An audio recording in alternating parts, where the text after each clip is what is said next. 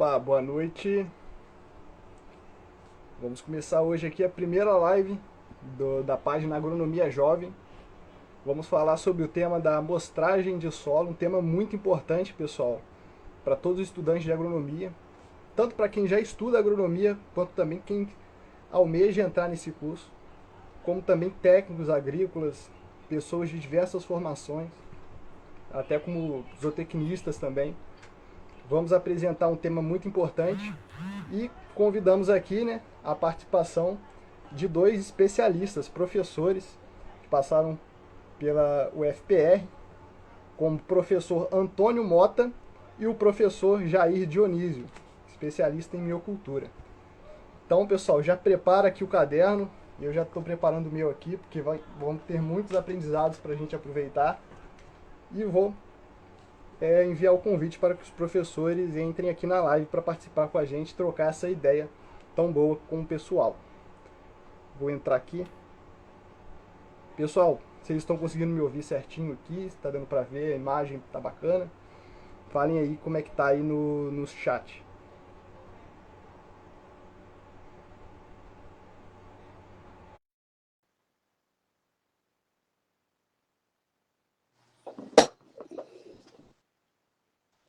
Boa noite, professor. Boa noite, tudo bom?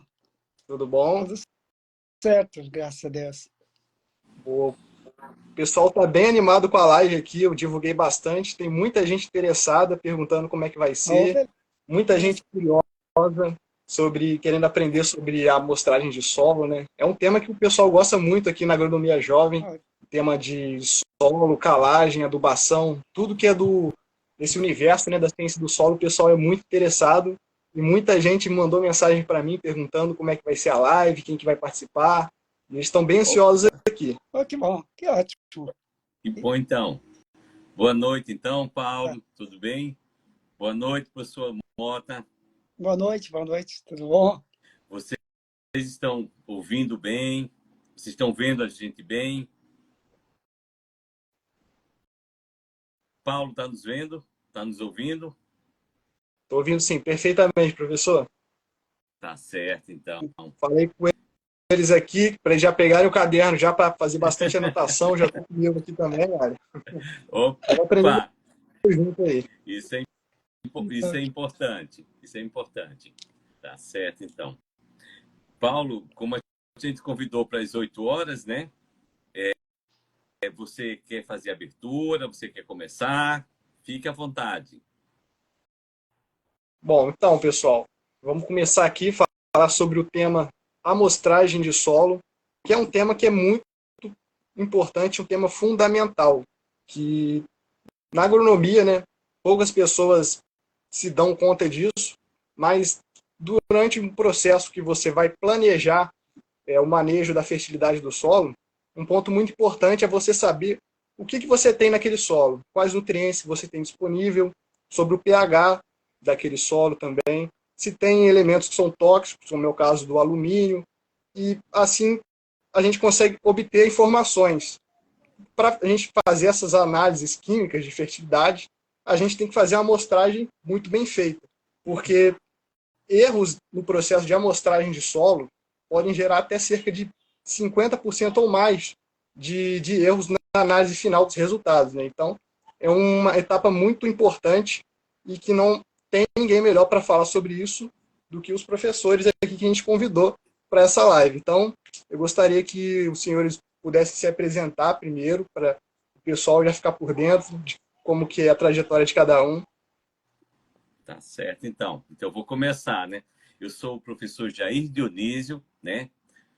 Engenheiro agrônomo da Universidade Federal do Paraná, no momento aposentado, né? E sou do canal Academia da Minhoca, né? Então, a gente também tem esse trabalho em paralelo para divulgar a importância da minhocultura dentro do Brasil, tá certo?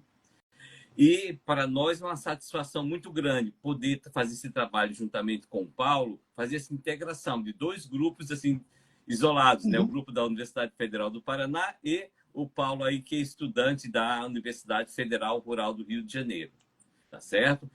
Então, por intermédio da Academia da Minhoca, a gente convidou então o professor Antônio Mota, meu colega de departamento, que está na ativa, Sim. para ele poder, então, apresentar esse tema. Por quê? Porque ele é o especialista do departamento no tema que nós vamos abordar. Por isso, então, que ele está aqui. É um prazer para nós recebê-lo. E sabemos que ele pode dar uma grande contribuição para você que está aí nos assistindo. Tá certo? Então, eu esqueci de falar, mas boa noite para todos os participantes da live. Sejam todos bem-vindos. Aproveite a oportunidade, porque vocês estão com o Paulo, que é uma pessoa que traz bastante informações para vocês, e agora com um especialista no tema que o Paulo elegeu, que é a questão da amostragem do solo. Então, com a palavra, o professor Antônio Mota. Muito obrigado. Então, boa noite a todos, né? Eu sou natural do Espírito Santo, eu formei agronomia na Federal do Espírito Santo, eu fiz um mestrado em lavras, na área de solos, depois fui ser professor aqui da universidade, depois fui fazer um doutorado nos Estados Unidos, no Alabama, Auburn, voltei para a universidade, fiz um pós-doutorado na Inglaterra e sou professor aqui da universidade por 37 anos, né? Já praticamente vou para 38 anos já. Então, já trabalhei em diversas áreas, né? Já falei para o Paulo aí esses dias, que eu já trabalhei com a parte de frutas, pastagem, e hoje eu trabalho muito com pinos, mas já trabalhei com calagem, resíduo, né? Um pouquinho de tudo em termos de agronomia. E a gente vai falar hoje, basicamente, um tema sobre amostragem, né? Mas não existe um especialista em amostragem, né? Ninguém vai encontrar assim, um especialista. Eu não conheço ninguém que seja assim, um especialista na linha de pesquisa em amostragem. É raro acontecer isso, né? Então, a gente trabalha com a amostragem dentro de um contexto de pesquisa, né? A gente faz pesquisas e nessas pesquisas a gente vai fazendo, então, a amostragem do solo, certo? Então, o que eu queria comentar para vocês, que realmente, como o Paulo comentou, né, a amostragem é uma coisa bastante importante, né, bastante importante. E muitas pessoas perguntam assim, né, qual as principais coisas que você tem que olhar durante uma amostragem, né? O que você tem que primeiro olhar, pensar em termos de amostragem? Qual a ferramenta que a gente usa, né? Qual a profundidade de amostragem? Qual a época de amostragem? Então, sempre tem essas perguntas, né? Em relação à amostragem. E a primeira coisa que eu falo em relação à amostragem, a coisa mais importante da amostragem é a pessoa que vai coletar a amostra, né? Não é a ferramenta, é a pessoa. Por quê? Porque a amostragem exige muito bom senso, né? Um bom senso. E tendo um bom senso, as coisas melhoram, né? Se a pessoa não tiver um bom senso, a coisa fica muito difícil, certo? Em termos de amostragem. Então, o que a gente diz? A primeira coisa, pegue uma pessoa, geralmente na agronomia, né, a gente vai pegar uma pessoa dentro da fazenda para fazer a amostragem. Essa pessoa tem que ser extremamente técnica. Não pode pegar qualquer pessoa para fazer uma amostragem, né? Porque essa amostragem perfeita vai depender da pessoa, certo? Como é que uma pessoa que não tem conhecimento de solos pode fazer uma boa amostragem se não tiver um bom senso? É muito difícil, né? Então, a primeira coisa que você vai fazer é escolher uma boa pessoa para fazer essa amostragem e explicar a amostragem e a importância da amostragem, né? Qual o maior problema em termos de amostragem? Então, o maior problema da amostragem é que no laboratório a gente usa 10 centímetros cúbicos de solo. 10 centímetros cúbicos para fazer pH, 10 centímetros cúbicos muitas vezes para fazer fósforo e potássio.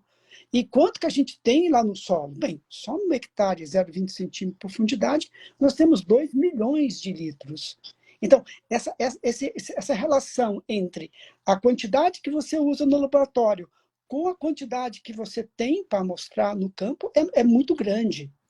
Um exemplo que a gente dá, por exemplo, assim, quando você vai fazer uma análise de sangue, você tira 5 ml, mas é 5 ml de 5 litros de sangue que você tem no corpo. É extremamente representativo. De 5 para 5 mil, né? Então, isso é bem tranquilo. Agora, pegar 10 centímetros cúbicos, pegar lá, né, 2 bilhões de centímetros cúbicos no solo, é muita essa variação. Pensando no hectare, 20 centímetros. Essa é a principal dificuldade que a gente tem. Outra coisa que nós sabemos também, que os laboratórios hoje têm equipamentos extremamente precisos. Então, geralmente, como o Paulo comentou, né, a precisão da amostragem é extremamente importante, porque não é o laboratório, dificilmente o laboratório vai ter uma diferença em termos de valor, né? Principalmente aqueles laboratórios que acompanham uma parte, por exemplo, que tem o controle de qualidade. Então, geralmente, como foi comentado, a variação se encontra realmente a nível de quem amostra e como é amostrado esse solo. Tá? Só para comentar, né, que, tendo perguntas, podem fazer perguntas, tá? A gente vou falando aqui, mas quem tiver perguntas por fazer, né, fica à vontade aí, a gente vai apresentando e vai tirando também dúvidas. Tá certo? Então, a principal diferença da amostragem, então, é justamente o quê? Essa relação entre o que você tira no campo e leva para o laboratório. Geralmente, quanto de material a gente manda para o laboratório? Nós mandamos 500 gramas, normalmente. 150 gramas, né? É o que a gente manda normalmente para um laboratório. Por quê? Um laboratório deve usar em torno de 100 gramas no máximo. Se for fazer textura, se tiver que repetir, em torno de 100 gramas de material. Você tem que lembrar que no laboratório vai ter que secar o material, vai ter que moer o material. Uma parte geralmente é perdida. Então, no mínimo, você vai mandar para um laboratório uns 100, 150 gramas. A gente recomenda mais, 200, 300 gramas de material. Né? Se for, a gente está falando de massa, né? Mas a gente pode falar em termos de volume, lá 300 gramas, 300 centímetros cúbicos, que meio litro, né? Seria mais que suficiente para fazer uma análise química muito bem feita e tiver que repetir novamente, tá certo? Então, o que se faz? Você vai pegar uma amostra no campo. E hoje eu vou falar basicamente, né, uma amostragem convencional. Não vou falar da amostragem de agricultura de precisão, tá bom? Só da amostragem convencional. Então, a primeira coisa que vai olhar no campo, o que você tem que fazer para coletar uma amostra? Primeiro, saber onde você vai coletar a amostra. Como é que a gente sabe isso, né? Vou coletar a amostra numa propriedade. O que você faz primeiro? Olha a imagem no Google. Né? É a primeira coisa que você faz. Dá uma olhada na imagem no Google. Vai no Google e olha onde está a propriedade. Como é que é essa propriedade? Né? Então, né, com essa imagem no Google, você consegue ver a imagem da propriedade, as divisões que estão ocorrendo lá nos talhões. Né? No Google também, coloquei lá para vocês também, pessoal, uma imagem lá no Google que eu tirei de uma área de eucalipto, por exemplo, né? De eucalipto. Então, nessa área de eucalipto, tinha os eucaliptos que cresciam em faixas. Em faixas. Uma cor bem escura, uma cor bem clara. Mas por que aquilo, né? Então, aquele efeito foi, pela imagem do Google, dá para ver, o efeito do enleiramento. O pessoal, para plantar o eucalipto, foi lá e colocou, cortou a mata nativa, né, secundária, e foi lá e fez leiras. E nessas leiras, 20 anos depois, 30 anos depois, o pinus crescia mais. Né? Então, dá para ver esse efeito aí, né, em termos de amostragem. Então, a primeira coisa que você vai fazer é conhecer a área. Como é que a gente conhece a área? Pela imagem do Google, certo? Coletou a imagem do Google, então faz as divisões, verifique lá. No Google dá para ver, então, declividade. No Google dá para ver uso, porque você pode voltar, né? Não tem lá o relógiozinho lá no Google? Tem um relógiozinho lá no Google. Tu vai lá e olha o que foi feito antes, né? Em termos de cultivo. Então, isso aí, hoje a máquina permite fazer isso. Então, você olha a imagem. E você vai planejar, então, para ir para o campo. Beleza? Definiu o número de amostras. Opa! Hoje Professor Antônio, já entraram algumas perguntas aqui e tem uma pergunta bem inicial que eu não gostaria que ela ficasse lá para o final para a gente não perder o controle. O Paulo pode fazer a pergunta? A primeira pergunta qual foi? Lembra aí, Paulo? Sim. O Marcelo fez uma pergunta aqui, professor, quando você falou sobre a pessoa que vai fazer a amostragem lá na fazenda, qual que seria a pessoa ideal para fazer essa amostragem do solo? Tá. Paulo, eu costumo dizer, tem que ter uma pessoa que tenha bom senso, né? Não seja preguiçosa, Paulo. Sim, você... Por que acontece? Paulo, o que acontece normalmente aí? Quem fez a pergunta? O que acontece na amostragem? Quem já fez a amostragem sabe, é uma coisa cansativa, chata. É chato. certo. Não é uma coisa assim, muito... Você vai ficar o dia todo andando para tirar amostra. Então, o que acontece? A gente vai cansando. Então, assim, ó, até na recomendação, a gente comenta assim, por exemplo, a gente recomenda de 15 a 20 amostras, né? 15 a 20 amostras, geralmente. Ó, eu geralmente recomendo 20 amostras. Se eu for recomendar para alguém, eu falo assim, ó, 20 amostras por talhão, certo? Por um talhão. E por que 20 amostras por talhão? Porque a tendência, a pessoa no campo é diminuir. A pessoa vai começar a tirar 20, depois ela vai começar assim, o sol esquenta, assim, puxa vida, 20 amostras aqui, acho que é muito. Essa área é muito homogênea. Eu vou diminuir para 15. Depois, no final, diminui para 10. Você entende? Então, assim, primeiro, tem que ser um cara responsável, né? Tem um nível técnico bom para entender a variação. Para você ter ideia, assim, ó, para vocês terem uma ideia, tinha uma fundação aqui pertinho de Curitiba que contratou, que pegou uma pessoa, né, e especializou aquela pessoa em tirar amostra, essa cooperativa. Por quê? Porque eles verificaram que mandava uma amostra, o cara mandava a mesma amostra no outro ano e dava uma variação muito grande. E aí eles pegaram uma pessoa, treinaram essa pessoa para tirar amostras em todos os cooperados. E com isso a variação diminuiu muito. Então, o que eu digo assim, Paulo?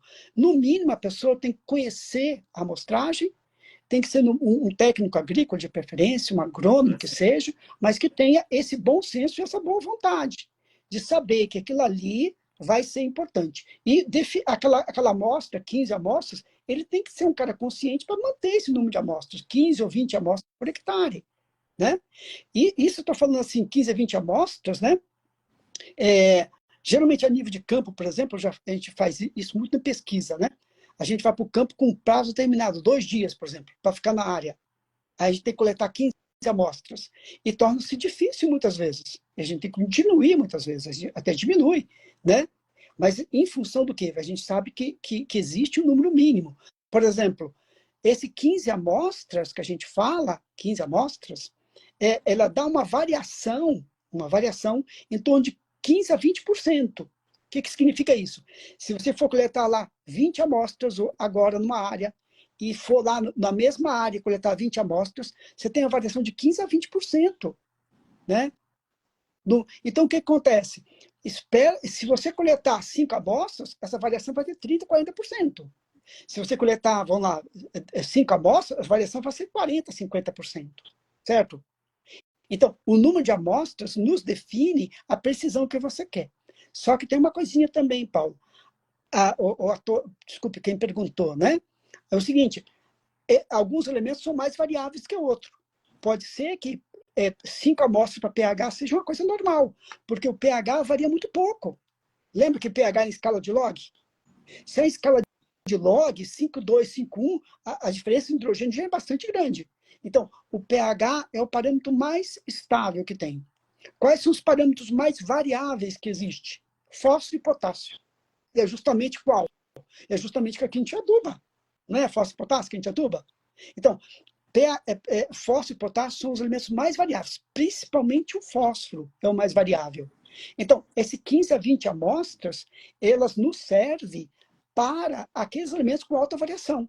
Né? Então, a precisão para potássio e fósforo é dado pelo número de amostras. De 15 a 20 amostras são os níveis normais que a gente tem que coletar de amostras por hectare. Pode ser que 5 amostras ou 3 amostras pode ser suficiente para pH, mas não é suficiente para fósforo e potássio, que são os elementos que a gente mais usa na adubação. Né? Tá certo? Outros parâmetros que não são tão variáveis. Matéria orgânica, cálcio, magnésio é menos variável do que o fósforo e o potássio. Então, o número de amostras ele é feita baseada nos elementos que têm maior variação. Quais elementos têm maior variação? Fósforo e potássio. Tá certo? Eu não sei se eu respondi aí. Sim. Consegui definir o número de amostras. Isso, se definir o número de amostras e também colocar realmente qual profissional que vai fazer essa amostragem, que é algo extremamente importante, que disso aí vai depender todo o processo. Toda a análise vai depender também, vai interferir na interpretação da análise de solo, né? Então, essa questão da amostragem, o profissional que vai estar habilitado para isso? Qual que seria? Um técnico agrícola, engenheiro agrônomo? Bastante calmo, bastante tranquilo, sem pressa para terminar, né? Faz com tranquilidade, não pode ter pressão, né? Se tiver pressão, como a gente faz na pesquisa, muitas vezes a gente comete esse erro, né? Na pesquisa. Vai lá ficar 2, 3, 4 dias, né? E o número de amostra é muito grande, a gente tem que diminuir sem, né? Então, esse é o nosso problema que nós temos no dia a dia, né? Mas a amostragem realmente tem que ser uma pessoa tranquila, calma e técnica. Tá certo? Esse é o padrão normal. Ok. Perfeito, professor. Você acabou respondendo também a pergunta do Vinícius, que ele tinha perguntado sobre os pontos de perfuração, sobre quantidade. Tá. Mas a gente tem outra pergunta aqui Aham. também, que o Jorge da Silva acabou fazendo, que é mais específica em relação aos solos do Cerrado. Ele Uhum. perguntou: qual seria a sua opinião hoje, com a crescente demanda de levar bases para profundidade de até 40 centímetros no solo, como fazer a amostragem adequadamente, em camadas ou de forma geral? Ó, veja só, vamos definir assim a profundidade. Vamos supor que você queira fazer calagem. E você quer fazer calagem, camadas, toda a metodologia que a gente usa no Brasil é calculada para 0 a 20 centímetros. Né? Aqui no V%, todas aquelas tabelas nossas é calculada 0 a 20 centímetros. Se você for aumentar essa profundidade de amostra, certamente vai ter que aumentar a quantidade de amostra, essa profundidade. Mas, normalmente, o que a gente faz? De 0 a 20 e de 20 a 40. Ou, em pesquisa, 0 a 20, 20 a 40, 40 a 60. Tá certo? E por que isso? Vamos supor, se você quiser usar gesso, as metodologias para usar gesso requer que você faça amostragem de 20 a 40. Porque a recomendação de gesso, geralmente, ela se baseia de ter alumínio em profundidade, de 0 a 20, né? E de 20 a 40, principalmente. Outra, vamos supor que você queira estudar enxofre. Você sabe que enxofre geralmente acumula na camada inferior. Então, a amostragem em profundidade, ela permite você fazer um diagnóstico melhor de enxofre. Porque, geralmente, o enxofre ele é maior na camada inferior do que na camada superior, na sua grande maioria dos casos. Certo? Vamos supor que você queira fazer uma amostragem, fazer uma análise, e para ver se está perdendo nutriente. Vamos supor, quer perder nutriente. Como é que você vai saber isso? Fazer a amostra de 0 a 20 e 20 a 40. Geralmente, potássio é maior na superfície e cai rapidamente em profundidade, né? Se isso não está caindo em profundidade, o que a gente faz? Opa, significa que o potássio está perdendo no sistema. Então, a gente usa a profundidade para acompanhar, né, justamente, perda de nutrientes, para efeito do enxofre, para efeito da aplicação de gesso. Né? E aí a questão que ele comentou, com o tempo, esse cálcio e magnésio vai descendo no sistema. Né? Então, vamos supor, uma área que tem 10 anos de plantio direto, uma área que tem 20 anos de plantio direto, esse cálcio já aumentou em profundidade. Então, eu sou assim, um fã da amostragem em profundidade. Eu geralmente recomendo 0 a 20 e 20 a 40. Por quê? Vamos supor que eu pego lá um teor de potássio. É alto na superfície e médio na camada de inferior. Eu estou tranquilo. Opa, alto e médio. Está ótimo. Então, eu posso, neste caso, né, diminuir talvez a adubação. Agora, vamos supor que o potássio na camada 0 a 20 seja alto e já cai para um nível muito baixo na camada inferior. Opa, o que está acontecendo aqui? Certamente eu tenho que tomar cuidado, porque a planta está sujeita só à camada superior para manter a planta. Então, a análise em profundidade, ela te permite isso. A outra pergunta que fica é assim, até que profundidade a raiz vai? Até que profundidade? Né? Isso que eu não tenho que perguntar. Então, eu coloquei algumas imagens lá também, né? Algumas imagens lá para vocês, de alguma coisa, mostrando a raiz em profundidade, né? Tem gente aí usando a braquiária, né? Rosiziense, por exemplo, fazendo perfil a 20 centímetros, 30 centímetros, né? Até 1 metro, 2 metros, 3 metros, 4 metros, mostrando raiz lá embaixo. Então, essa camada inferior, ela dá estabilidade. Isso é, Quando a raiz aumenta em profundidade, ela aumenta a estabilidade do cultivo. Isso é, se o veranico, você tem um veranico, a raiz em profundidade vai manter a planta. Então, eu geralmente recomendo a amostragem de 0,20 e de 20 a 40. Por quê? Porque as raízes, elas ficam prioritariamente na camada 0,20. Isso não significa que não tem raiz embaixo, né? Então, assim, se você quer fazer uma amostragem, recomendação técnica, de 0,20 e de 20 a 40. A outra coisa que tem que pensar é assim, eu gosto de fazer análise de profundidade para ver se tem camada de impedimento, camada de compactação. Então, eu mostrei também lá, coloquei lá no Instagram, né, algumas imagens, algumas fotos, mostrando um solo raso, um solo profundo, né? Então, assim, vamos supor que você esteja no cerrado, né? Vai fazer a amostragem.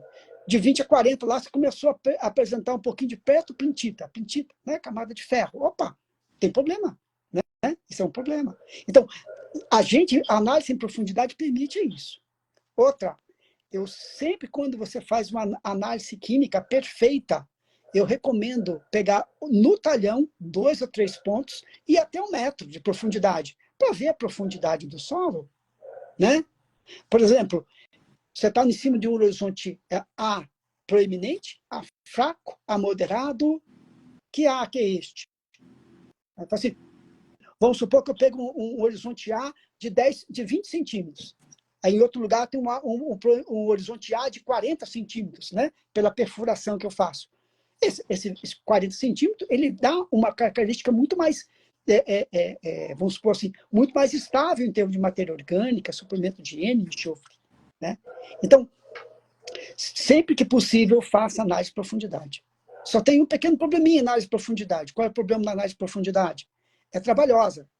E segundo problema, se você for tirar a amostra em profundidade, existe uma limitação.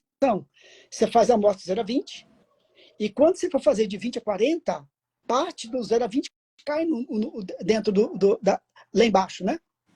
Certo? Esse é o pepino. O que acontece, então, muitas vezes? Quando você fazer a amostra de 20 a 40, essa amostra está contaminada com a camada de cima, né? Esse é o pepino que nós temos. O que você tem que fazer? Tirar essa camada de cima, que fica dentro do trado, né, holandês, normalmente, que a gente fala, tira aquela parte de cima. E, geralmente, na camada de 20 a 40, você tem que tratar 2 vezes, não uma, 2, para tirar de 20 a 40, porque o trado enche, certo? Então, esse é o pecado da amostragem em profundidade. Como é que a gente faz na pesquisa para não ter esse tipo de problema? A gente faz, eu mostrei lá também, tem uma imagem lá que a gente faz mini trincheiras e vai cavando aqui assim, ó, cortando, para não ter contaminação, para ter certeza que não está contaminado, né? Então, mas esse é o principal problema que a gente tem, então, na amostragem de profundidade. Mas nós temos, sim, que tirar a amostra em profundidade. É essencial para você conhecer o terreno, físico, químico, né? E ver esse caos, como ele comentou, em profundidade. Isso é importante. Certo. Antônio, só para a gente dar uma geral aqui, porque pode ter muitos alunos que estão ainda no início do curso, outros já fizeram disciplina de Química e Fertilidade. Eu gostaria que você, então, fizesse assim, um resumo assim, dos critérios que você usa para fazer, então, para transformar uma área, para dividir a área em sub-áreas homogêneas. Quais são os critérios que você leva em prática, leva na prática para poder fazer isso? Então, nós temos que olhar, então, principalmente declividade, né? Declividade, porque a gente sabe, na pedologia, todo mundo que estudou solos, que varia os solos em função da declividade, da posição na paisagem, né? Aí você tem que ver a posição da paisagem, se está no topo, se está na parte inferior. Aí você vai começar os outros critérios. Vegetação. Mudou a vegetação, né? Se muda a vegetação é um indicativo muito interessante, né? Mudou o crescimento da planta. Por exemplo, você está na pastagem. Numa parte não tem leguminosa, outra parte está cheia de leguminosa. O que está indicando? Está indicando variação, porque a planta indica essa variação, né? Por exemplo, na fazenda da escola aqui, nós temos áreas de pasto, por exemplo, né, que está em cima que era a antiga horta. Se você for lá hoje, só tem trevo, né? Está cheio de trevo. relevo. Então, a vegetação, mudança da vegetação é um indicativo muito interessante, né? Variação de cor de solo. Cor de solo a gente consegue só ver quando o solo é plantio convencional, né? Mas dá para ver essa cor do solo no barranco. Eu mostrei lá um exemplo, lá no Instagram, coloquei umas fotos mostrando um solo, variação abrupta de solo, né? Então, tem uma área aqui que é amarela, outra vermelha, por exemplo, né? Então, essa cor do solo indica essa variação, tá? Aí, quando você for tradar, você vai ver essa variação de cor, variação de textura, né? E mais importante ainda é o histórico da área. Histórico da área é extremamente importante. Aí o pessoal me pergunta assim, mas quanto tempo eu tenho que saber esse histórico da área, né? Então, eu vou falar para eles assim, ó, dependendo do histórico, né? Nós temos aqui, por exemplo, no caso, na fazenda, né? Tem um talhão na fazenda aqui da universidade que foi maçã, há 30 anos atrás. Se você for lá hoje, aonde que era maçã, é diferente. O pasto, onde que era maçã, aonde que não era maçã. Tá a diferença. Quanto tempo? 30, 40, 50 anos. Né? Então, por exemplo, tem trabalhos feitos na França, que pegaram lá no Império Romano, né? O Império Romano construía as vilas, e aonde que era a vila do Império Romano é mais fértil até hoje, 1.600 anos depois. Se você for na região amazônica, tem a terra preta de índio. Tem terra preta de índio abandonada há 500 anos, 600 anos ou mais. Está lá ela, com maior fertilidade. Então, elementos químicos como fósforo, por exemplo, não vai se perder nunca. Então, o histórico da área é importante. Se tem uma área que foi batata e outra área que não foi, certamente vai haver efeito. Quanto tempo demora uma calagem? Efeito residual para acabar a calagem? 20, 30 anos, no mínimo. Né? Então, você vai ver o histórico da área. Separar as glebas, além de separar as glebas, separar por histórico. O histórico é muito importante. Né? Me lembro um caso aqui no Rio Grande do Sul, que o pessoal foi fazer um plantio, né, de uma cultura, fez o plantio e verificaram que as plantas só cresciam em faixas. Né, em faixas. Aí foram saber o quê? Que naquela cultura tinha se plantado uva. Há 20, 30 anos antes, tinha se plantado uva. E aonde que adubava a uva na linha, né, pertinho da planta, ficou naquela faixa com maior fertilidade. Então, a fertilidade, pessoal, ela, quando você muda ela, em alguns parâmetros, como fósforo, ela é eterna praticamente. Se você jogar uma dose muito alta de fósforo no local, vai ser quase que eternamente variável em função do coisa. Então, eu acho que o fator principal é histórico. Como é que você sabe o histórico? Converse com a pessoa mais velha da propriedade. Quem conhece a propriedade, né? E ela vai te dizer. Outra coisa que você pode fazer, converse com quem colhe. Na plantadeira, por exemplo, pergunta para a plantadeira, como é que é aqui o terreno? Ah, é muito variável. Porque ele sente isso na hora de colher, né? Ele sabe essas variações. Quem planta, antigamente quem capinava sabia isso, né? Então, essas coisas de histórico é extremamente importante. Você conversar com o gerente, né, com o cara mais velho, para saber se tem variação de um local para o outro, e fazer o histórico, né? Então, esses são os parâmetros principais que a gente tem que definir um talhão. Embora, né, Jair, a maioria a pessoa que perguntou, né, a maioria das propriedades hoje já tem um talhão definido, né? Mas se dentro de um talhão tem áreas de uso, né, diferenciado, ela pode ter variação, certo? Certo. Uma outra pergunta para a gente poder juntar essas informações todas que você está trazendo. Depois de você divide a área em áreas homogêneas ou sub-áreas, quais são os erros que o coletor da amostra, que pode ser um profissional técnico ou um agrônomo, não pode cometer? Tá.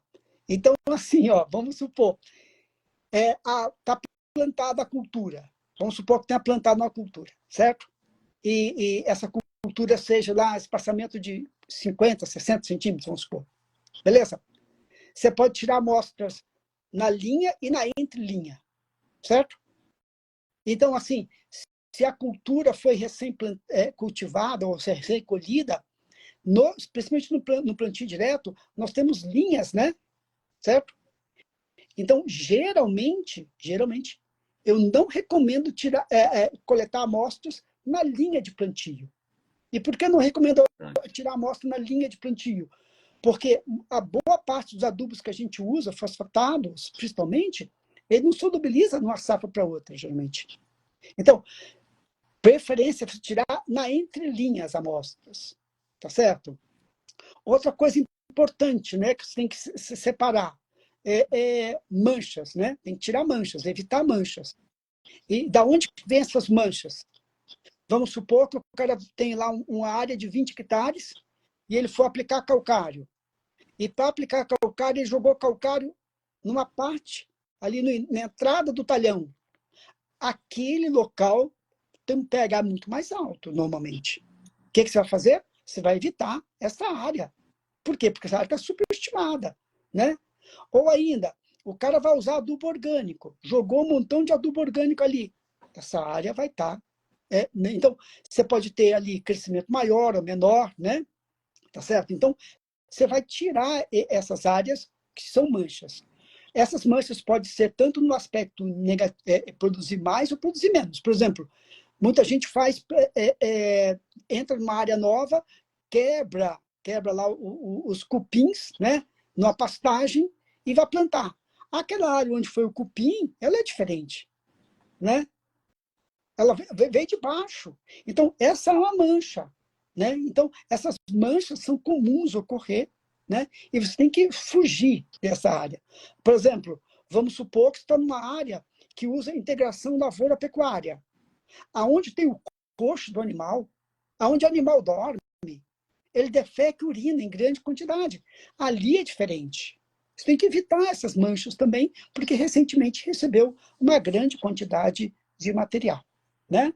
Tá certo? Então, separar, né, Jair, essas manchas, ver essas manchas e pegar áreas homogêneas. Você pode, em alguns casos, né, pegar e tirar depois essas manchas, se forem muitos, né, e fazer uma amostra separada das manchas, se ela ocorrer em grande quantidade, né? Então, mais ou menos isso que a gente recomenda, então, para evitar, que são os erros mais comuns, né? Ou ainda, o erro muito comum, né? A gente recomenda a amostragem aleatória. E o cara não é aleatório. Ele anda em linha reta, vamos supor, né? Transversal. A recomendação de amostrar, a amostragem que a gente fala, tem que ser aleatória. Então, se é aleatória, tem que ser realmente aleatória. Ele não pode seguir um padrão, né? Se eu estou num terreno declivoso, só ficar na parte de cima. Não tem, né? Você tem que ter essa condição, então, né? Tá ok? De ser realmente aleatória, né? Não começar a escolher a área mais limpa para tirar, com menos mato, com vegetação diferente. Aí você mudou, né? Então, esse aí é importante separar esses efeitos, então. Tá certo? Obrigado. Professor, Paulo, alguma pergunta aí, Paulo? Dos nossos... Então, ele acabou respondendo uma pergunta aqui do Marcelo Garcia, né, sobre a diferença aí de topografia, como é que faz, divisão das glebas. Só que o Marcelo também fez outra pergunta aqui bem interessante.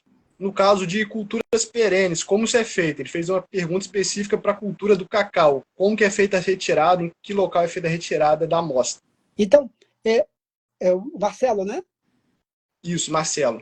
Marcelo, numa cultura, eu coloquei algumas imagens lá, Marcelo, no Instagram, com a cultura de ameixa lá e pêssego, né? Para vocês terem uma noção, né, do que eu vou falar aqui. Então, assim, numa cultura perene, você tem que ver como é que é feita a adubação da cultura perene. Vamos supor assim, eu tenho o cacau, né? E se eu adubo o cacau, eu vou adubar em volta da planta, não é isso? E vai ter uma parte fora, em volta, que muitas vezes não aplica adubo. Então, com o tempo, eu vou criar duas condições diferentes. Muitas vezes, na cultura do peixe, que é ameixa, como isso. Você tem a faixa de baixo, onde eles adubam, né, na projeção da copa, e tem uma área externa que não se aduba. Então, vai haver uma diferença entre a área externa e a parte interna, certo? Você cria duas. Outras coisas, vamos supor assim, você aplica nitrogênio. Nitrogênio acidifica o solo, não acidifica? Com o tempo vai acidificando. Então, naquela faixa, por exemplo, do café, pertinho da saia onde aplica adubo, ele costuma ter mais concentrado de adubo e é mais ácido. Então, Em plantios como este, a gente recomenda 2 amostras, no mínimo 2 amostras. Você vai tirar amostras na área onde, na projeção da copa, a área onde se aduba e fora da área onde não se aduba. Lembrar que essas culturas, normalmente, elas têm um sistema radicular até a projeção, mas sai da projeção. Uma amostra, por exemplo, uma planta de 5 metros, ela tem, no mínimo, um sistema radicular que atinge os 5 metros do lado. No mínimo. É o mínimo que se espera. Certo? Então, assim, você vai ter, no meio da rua, tem que estar corrigido. Certo? E muitas pessoas não corrigem, só corrigem em volta da planta, o que é errado. Né? Então, assim, tirar, no mínimo, 2 amostras. Dentro da rua, aonde não se aduba, e dentro aonde aduba. Para vocês terem ideia, tem alguns trabalhos mostrando isso, né? Eu fiz um trabalho com café mostrando isso, e o que a gente percebeu no café, por exemplo, aonde que era a faixa de adubação, era mais ácido, tinha menos raiz, porque ali tinha muito adubo, o pH abaixou, começou a aparecer alumínio ali, para você ter ideia. Né? E a outra área não. Então, por exemplo, assim, se você for tirar um café e for fazer a recomendação de calagem para a cultura, né, você vai ter que tirar amostras dentro da linha e fora da linha, porque são áreas diferentes, vão dar um pH diferente. Tem trabalhos mostrando isso com citros, eu tenho um trabalho com café mostrando isso. Então, no mínimo 2 amostragens, né? E se a cultura é perene, geralmente 0,20 e 20,40, certo? Certo? Por quê? Porque essas culturas são mais exigentes em profundidade, né? Tá certo? É mais ou menos isso que eu acho que tem que fazer cultura perene. Mais uma pergunta, professor Mota. O pessoal pergunta aqui, ó, como a análise granulométrica do solo pode complementar a amostragem para a fertilidade? Veja só, a análise granulométrica, quando você vai fazer a primeira vez, vamos supor assim, porque a granulometria não vai mudar com o tempo, né? Ela não muda. Então, por exemplo, assim, até nesse material do pessoal que faz financiamento, né? Vai pedir lá para o banco financiamento, então ele tem que fazer análise textural na primeira vez. Na segunda, terceira, quarta vez, não precisa, porque a textura praticamente é um fator que não muda. Mas a amostragem, a textura é essencial, né? Por quê? Porque a textura, existem limitações dentro da própria legislação para a textura, né? Se não me engano, abaixo de 20%, geralmente, por exemplo, o pessoal que vai comprar terra, geralmente eles não querem abaixo de 20% de argila, porque limita, né? Ele é muito mais sensível à variação em termos de água, não é isso? Então, geralmente solo arenoso, né, com pouca matéria orgânica, praticamente não vai ter carga nenhuma, né? Outra coisa que você vai lembrar, se você faz análise textural, né, e tem muito silt é um pepino também, né? Porque silt não vai fazer agregação, não é isso? Então, essas coisas você tem que dar uma olhadinha. A análise textural é essencial, principalmente quando você vai fazer a primeira vez. Faz uma boa caracterização da textura a primeira vez, sabe que ela não vai mudar no decorrer do tempo, né? Tá certo? Acho que é mais ou menos isso que eu teria para comentar. É essencial que se faça análise textural. Perfeito, professor. Teve mais uma pergunta aqui, foi o da Cruz que fez, bem interessante. É uma dúvida que ele tem. Ele queria saber se aqueles aparelhos digitais que prometem medir o pH do solo, que você coloca assim no solo, realmente mede o pH e se é verídico mesmo. Eu já tive um desses há uns 30 anos atrás, um japonês, em que eu media lá o pH, tinha uma pontinha, medi. Ele é ótimo, assim, para dar uma caracterização geral, né? É lógico que nunca vai ser tão preciso quanto a caracterização em laboratório, né? Mas, por exemplo, assim, você tem uma compostagem, ela mede, maravilha. Mas, assim, para a caracterização do solo, com a precisão que a gente quer hoje em dia, porque o aparelho, o pH do potenciômetro é tão barato, ele assim, é o aparelho mais barato que a gente tem, 2, 3 mil reais, você compra o aparelho. Então, é muito barato, né, do laboratório. Então, eu recomendaria a ele, assim, ó, quer fazer no campo lá para acompanhar, ele é muito bom, não tem problema nenhum, né?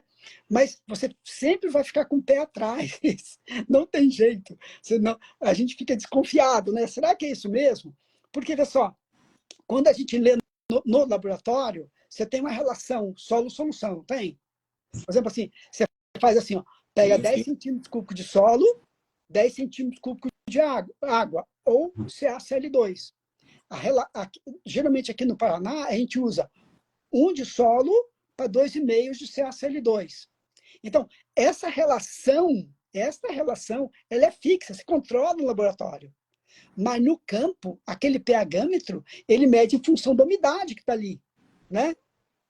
Entendeu? Então, isso vai mudar também, tá certo? Então, a gente não vê assim, ele é bem antigo, esses aparelhos, é excelente para te dar uma estimativa, mas dificilmente alguém vai querer confiar nele integralmente para fazer uma recomendação de adubação. Mesmo porque, lembrar, né, não tem nenhum método no Brasil que avalia só pH e recomenda calagem. Não tem. O pH só serve para dizer se precisa ou não de calagem. O quanto é na outro tipo de análise, né? Mas eu já fiz, já testei, alguns funcionam sim, são bons para dar uma estimativa, mas dificilmente vai ser igual a que você vai ter no laboratório, tá certo? Certo, perfeitamente. Seria uma resposta, esse pH manual, você utilizaria para ter uma resposta qualitativa, sim ou não, precisa ou não precisa de calagem. Agora, quanto é uma outra história. Análise. Isso. Análise. É por isso que muitas vezes, assim, eu tive por exemplo, que eu te falei, 30 anos atrás, né? Que eu comecei a usar, mas depois parei, porque, assim, poxa, eu vou fazer no campo, depois tem que trago para o laboratório e faço de novo, né? Então, eu fiquei sem uso, né? Mas ele é excelente para medir pH em água, para medir solução nutritiva, né? pH, solução nutritiva, dar um composto, né? Por exemplo, para composto, a gente usa 10 centímetros cúbicos ou 10 gramas para 100 ml de água. Você tem uma diluição nesse meio, né? Tem uma diluição, tá certo? Então, e isso tem que acompanhar. No campo já é mais difícil ver isso, né? Ter esse padrão aí de medir pH. Tá bom? Certo. Paulo, alguma pergunta aí que você... Tem mais pergunta aqui. O Marcelo também perguntou como que a compactação do solo e as diferenças do terreno afetam as amostras e o que fazer para evitar essas diferenças. Mas é o seguinte, ó, o Marcelo, a compactação você vai sentir ela quando traga, né? Mas ela não vai interferir na análise por si só, né? Ela não vai afetar. Por exemplo, assim, a gente sabe, tem um trabalho feito aqui, né? Por exemplo, assim, fósforo, né? Teor de fósforo e compactação. Bem, fósforo, o mecanismo de contato por difusão. Depende da superfície da raiz. Se compactou, você tem um efeito, né? Porque a raiz não vai crescer, vai precisar de mais fósforo do que o normal. Então, tem esses efeitos. Mas a compactação por si só não vai afetar a interpretação. Mas a gente sabe assim, interpretação assim, do nível baixo, médio, alto. Mas se eu tenho um solo com nível de fósforo alto, mas está extremamente compactado, a raiz não crescendo, eu posso ter carência de fósforo, né? Então, a resposta ao fósforo está dependente disso. Mas ela não interfere, propriamente dito, na análise química e na interpretação. Mas a gente sabe, né, que ela pode afetar o crescimento da planta. Tem um trabalho feito aqui na universidade, tem um professor, André Auer, que está trabalhando com isso. Tem um aluno de doutorado terminando agora, e eles foram lá e compactaram o solo e trabalham com diversos níveis de fósforo no solo, justamente para ver esse efeito, compactação e absorção de fósforo, por exemplo, né?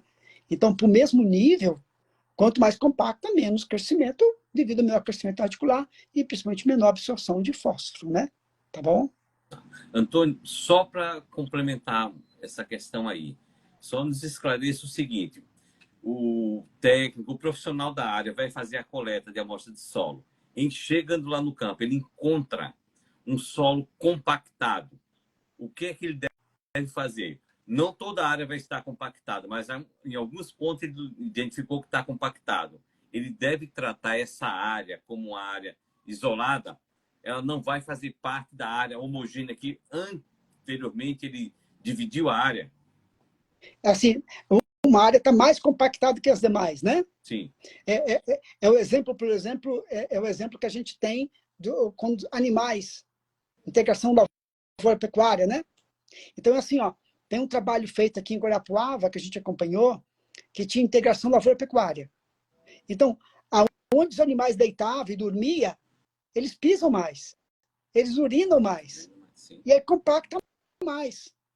Aí você pode perguntar assim, se está mais compactado, né, vai produzir menos. Só que a fertilidade é maior, porque urinou, defecou mais. Então, embora esteja compactado, embora houvesse compactação, não havia diferença em termos de produção da soja, por uma compensação pela fertilidade, né? Então, aquele medo que o pessoal tinha, por exemplo, assim, ó, o medo da compactação em função dos animais, né? Porque tinha aquela área pequenininha que é extremamente compactada, ela praticamente não reverteu em crescimento, né? Diferiu em crescimento, porque houve a compensação. É importante dizer assim que no plantio direto, as áreas são geralmente mais compactadas. Você sente mais a compactação, né? Mas para medir essa compactação, nós temos aquele penetrômetro, né? Que mede compactação. Só tem um porém, né? Muitas vezes. No plantio direto, nós temos muitos canais de coleóptero, de minhoca, e muitas vezes a raiz não acompanha a área compactada, acompanha a área dos canais. Então, muitas vezes a gente vê assim, eu já trabalhei com muito plantio direto convencional, lado a lado, né? E a gente via que a área do plantio direto estava mais compactada, mas infiltrava mais água. Mas que infiltra mais água? Porque tem mais canais. Então, já aí a compactação é uma coisa bem complicadinha de se trabalhar, principalmente quando se fala em plantio direto, né? Existe uma coisa assim bem preocupante, porque muitas vezes a área aparenta estar compactada, mas a produtividade é muito boa, né? Então, tem que checar se a planta realmente está sentindo este efeito, né? Então, por exemplo, eu trabalhei no sul dos Estados Unidos, no Alabama, e lá tem um solo que é assim, ó, 30% silt, 30% areia fina, 30% argila. E ele formava uma pedra. Mas é uma pedra. Aquilo você vai pegar uma bandeirinha, né, desse experimento, vai colocando no solo, chega numa área que bate como se fosse uma pedra lá embaixo. E nessas áreas responde muito bem a subsolagem, né? Escarificação, subsolagem, funciona excelentemente bem, né? Para plantar lá amendoim, na época plantava muito algodão, amendoim, e funciona muito bem. No Brasil, nossos solos são latossolos, né? E aparentemente está compactado, mas muitas vezes a produtividade está boa. Então, eu não sou um especialista em compactação, mas a gente sabe, por exemplo, que tem muitos trabalhos que fizeram lá a escarificação, por exemplo, e não dá muita resposta. Por quê? Mesmo que a escarificação, quando faz, ela começa a perder um pouco mais de água, né? Porque você deixa os espaços abertos, e aí vai causar esse efeito, então. Tá? Mas já eu vou evitar um pouquinho de falar sobre compactação, sim, porque eu também não sou muito especialista nessa área, mas é esse né, minha experiência que eu tenho. Certo. Paulo, o que é que você tem aí de pergunta? Tem mais uma pergunta aqui que o professor falou sobre a análise, né, textural. O Jabes queria saber se ele precisa fazer análise textural em qual camada? Qual camada que seria ideal para ele fazer essa análise? Foi essa a pergunta dele. Eu faria de todas as camadas que eu for analisar, né? Por exemplo, assim, no latossolo não deve ter muita variação textural, né? Certo? Mas em outros tipos de solo pode ter. Não é uma coisa tão cara assim, né? A análise de textura. E é como eu falei, você vai fazer uma vez, né? Vai fazer uma vez. Porque, geralmente, você não vai mandar repetir, fazer análise de textura de novo, porque se um solo tem 20% de argila, você pode cultivar 10, 20 anos e vai continuar com 20% de argila, né? a não ser que tenha erosão, alguma coisa que afete. Então, a análise textural geralmente é feita na primeira vez, segunda vez, e depois você pode esquecer, porque não vai mudar. Mas eu faria em todas as profundidades, né? Porque, por exemplo, assim, tem solos, por exemplo, lá no Rio Grande do Sul, que é planossolo, né?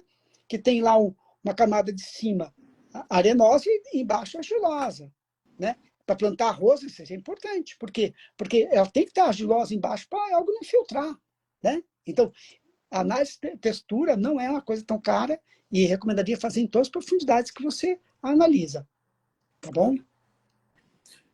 Mais uma pergunta que eu recebi aqui.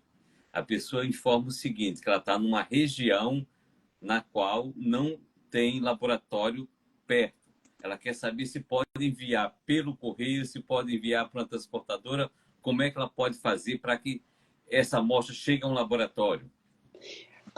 Sim, o interessante é se a pessoa tem medo que vai guardar por muito tempo a amostra, nós recomendamos secar ao ar, pegar um galpão, né, colocar em cima de um material, secar ao ar e mandar para o laboratório depois, né?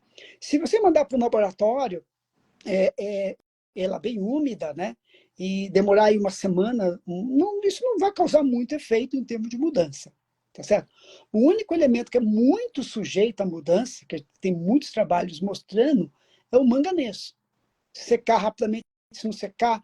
Então, secar o ar, secar em estufa, ele costuma mudar um pouquinho o manganês. Mas manganês, nós não temos uma calibração para manganês, né? Uma grande calibração, certo?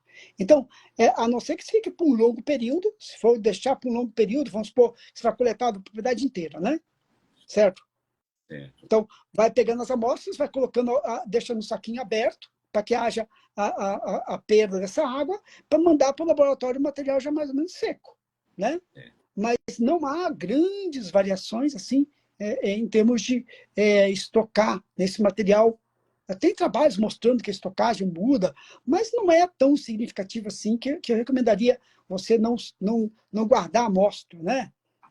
Úmida por um longo período. Não tem muita esse efeito. Quer dizer que mesmo você estando numa área isolada, onde não tem laboratório perto, você pode encaminhar essa amostra para um laboratório de referência e pode, então, obter o seu resultado tranquilamente. Sim, acho que isso não vai afetar o efeito. Se você tem precaução, por exemplo, guardar meses, né? Porque você vai coletando amostra, coletando. Então, recomendaria você deixar ela sempre aberta para ir perdendo água. Então, vai secando naturalmente e você manda o material seco. Aí você está tranquilo. Só não seque em estufa, em forninho, né? Nada de secar nisso aí, não. Também aí já é um outro fator, né? Eu não recomendaria você secar isso aí. Assim, se você tem argila 2:1, né? Sei lá, em pedologia, né? Lembrar de argila 2:1, né?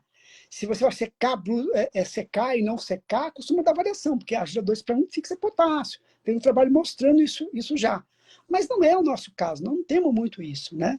A não ser, como eu falei para vocês, o manganês, a qual a gente não tem calibração, então a gente não acompanha muito manganês na análise química de solo.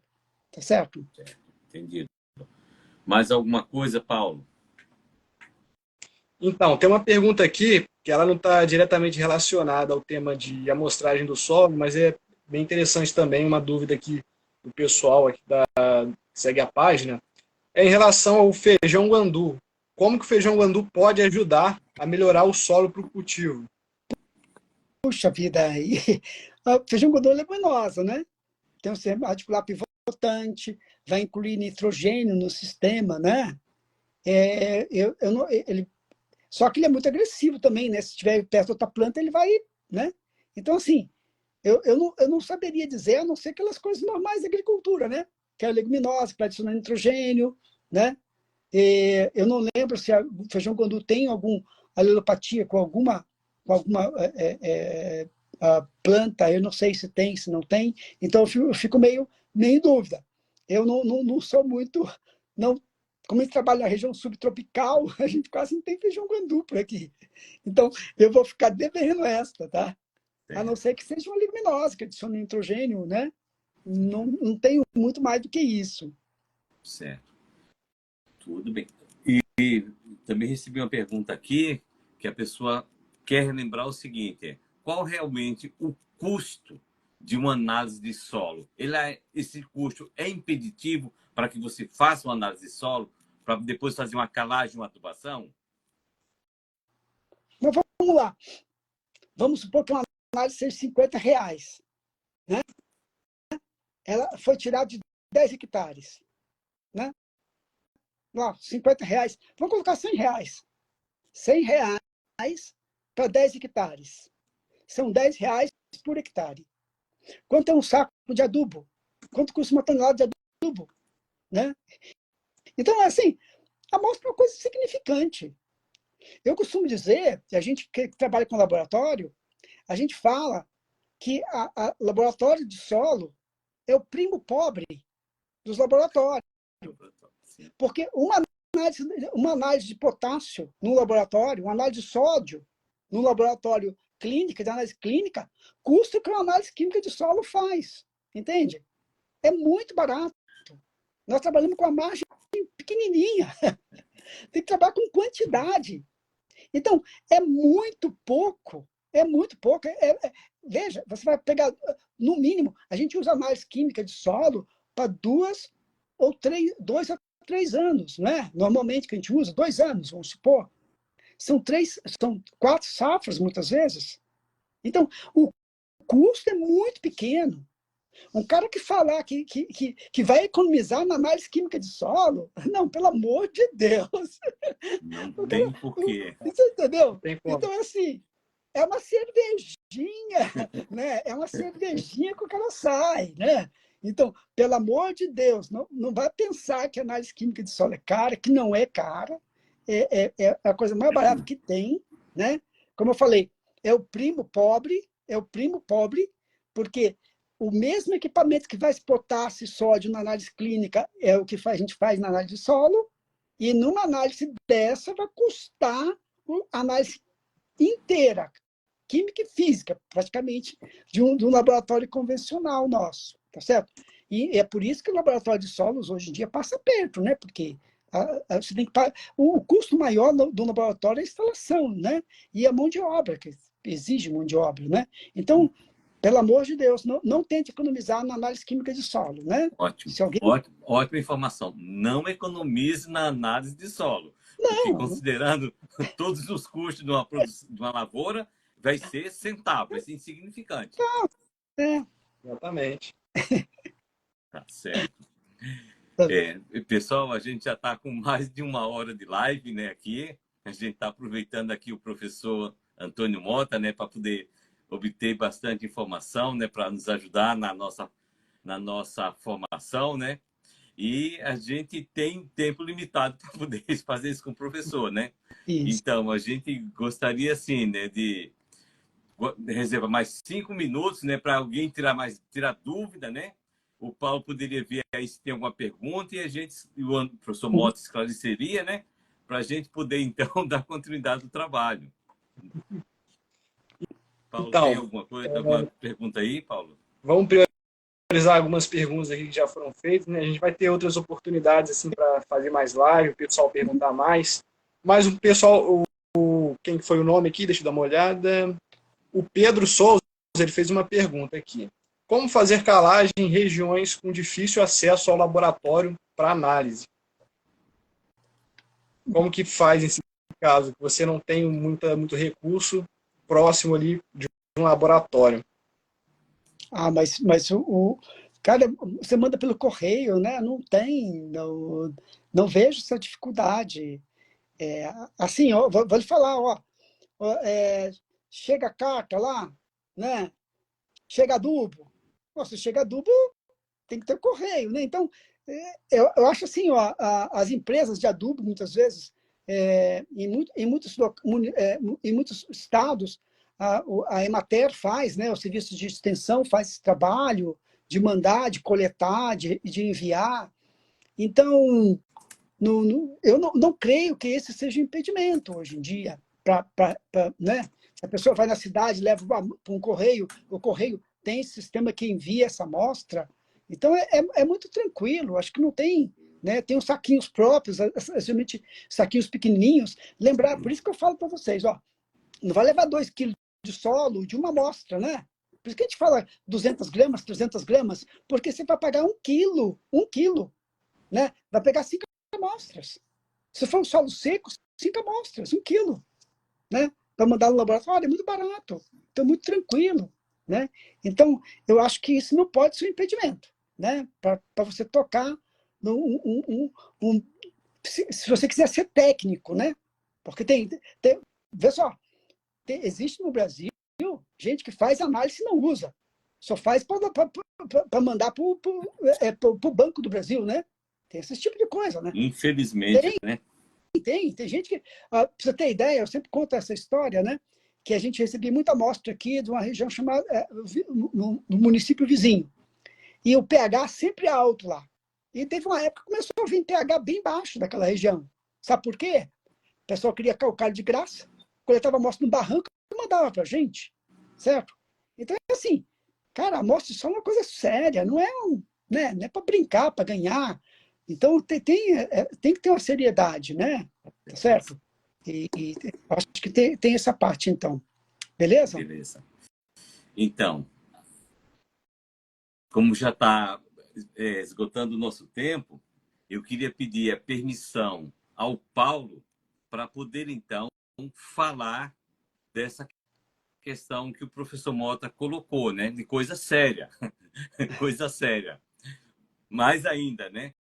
É que nós estamos, então, preparando um curso de fertilidade do solo, denominado calagem e uso do gesso agrícola, como otimizar o seu solo para ter um rendimento eficiente. Tá? A gente está promovendo esse curso. Esse curso vai ser realizado com o professor Mota no período de 28 a 31 desse mês, né? 28, 29, 30 e 31 de janeiro, com a carga horária de 12 horas. E você que é estudante ou profissional que quer fazer, pode participar, ou se é agricultor, pode participar tranquilamente. Esse curso, para quem está dentro da universidade, vai poder utilizar como atividades complementares, por ter 12 horas ali, vai ter toda a programação.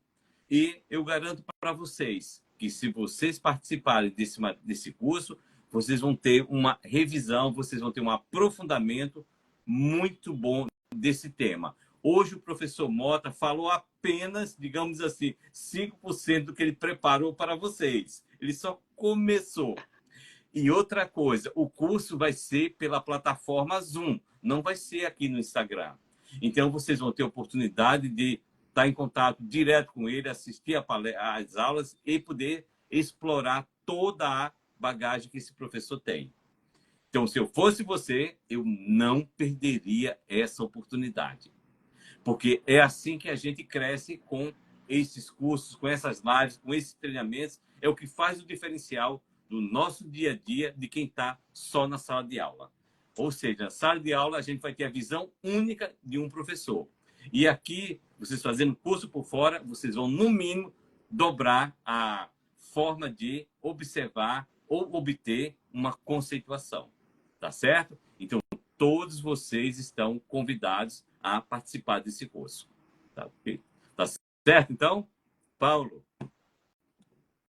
Então, exatamente, pessoal, não percam essa oportunidade. A agronomia, como eu sempre falo aqui nas publicações, na Agronomia Jovem, a gente tem que se destacar. Quando a gente sai para o mercado depois, quem tiver um diferencial, quem fez curso, quem fez horas complementares, tem certificado desses cursos assim, é o pessoal que vai se destacar e que vai ser privilegiado no mercado de trabalho. Então, já deu para a gente ter uma ideia aqui, todos vocês, o conhecimento do professor e o Antônio Mota, que vai dar o curso para a gente. E é um curso que o pessoal está me perguntando bastante como é que vai ser, como é que vai funcionar. De vez em quando alguém me manda uma mensagem. E eu queria falar também que a gente vai ter uma vaga que a gente vai poder sortear aqui no Instagram da Agronomia Jovem. E vai ter algumas regras para esse sorteio. Já digo que uma das regras vai ser seguir as nossas páginas, né? Tanto a Academia da Minhoca como o professor e a Agronomia Jovem. E eu vou fazer uma publicação que vai ter tudo lá explicadinhos ali. O curso é online, né? Deixando aqui bem claro para o pessoal, ele é online, tem a emissão do certificado, você vai poder aproveitar aí como hora complementar também, o pessoal que é da graduação, e vai ser um momento, assim, uma oportunidade de ter muitos conhecimentos aí em relação à calagem e à gessagem, né? Com o assunto que a gente aborda aqui de vez em quando na agronomia jovem. Eu sempre faço algumas publicações e vejo que o pessoal mais tem vontade de aprender e mais tem interesse. Então não percam essa oportunidade. Eu vou soltar aqui no Instagram, mais para frente aqui, uma publicação falando certinho como é que vai ser as regras, como é que faz para se inscrever ali, para você estar concorrendo a esse sorteio, que vai ser feito aqui pelo Instagram mesmo, e vai concorrer a uma vaga aí, de forma gratuita, que também é o curso. Beleza. Para completar, esse é o primeiro brinde. E para quem se inscrever, terá então brindes melhores ainda. Vocês não imaginam o que tem de bom aí que a gente vai oferecer. Exatamente. Que está no link, está na bio da Academia da Minhoca. Lá tem o formulário de inscrição, onde você já pode entrar na Academia da Minhoca e se inscrever. Tá certo, então? Então, eu agradeço em nome da Academia da Minhoca pela participação de vocês nessa live. Foi bastante interessante. Vocês trouxeram contribuições muito boas que puderam, então, abrir os horizontes dessa discussão que vai longe, né? Mas o professor Mota conseguiu fazer uma boa cobertura dessa primeira parte, né? Isso. Professor Mota, com a palavra. Então, tá, eu agradeço aí poder participar, poder contribuir, e precisando de mais live, outros assuntos, a gente está também à disposição, né? Tá certo? Tá certo. Então, Paulo, você tem contato conosco, estamos à disposição para a gente fazer, então, outras atividades em conjunto. Tá certo? Muito obrigado pela sua participação. Obrigado. Muito obrigado, professor. Eu que agradeço também a participação de todos. Sei que o pessoal gostou bastante aqui, estão comentando aqui, mandando um abraço aqui para os dois. Obrigado. E eu agradeço pela oportunidade. Primeira live do canal aqui, né, da Agronomia Jovem, que seja a primeira de várias, né? Isso. Que seja a primeira de várias. Muito bem, muito bem. Isso é bom. Grande iniciativa, Paulo. Tá certo? Valeu. Obrigado. Então tá bom. Obrigado. Boa noite. Fiquem com Deus e até a próxima live. E encontro vocês lá no curso. Tá certo? Tá bom. Tchau. Tchau. Boa noite a todos aí, pessoal. Boa noite.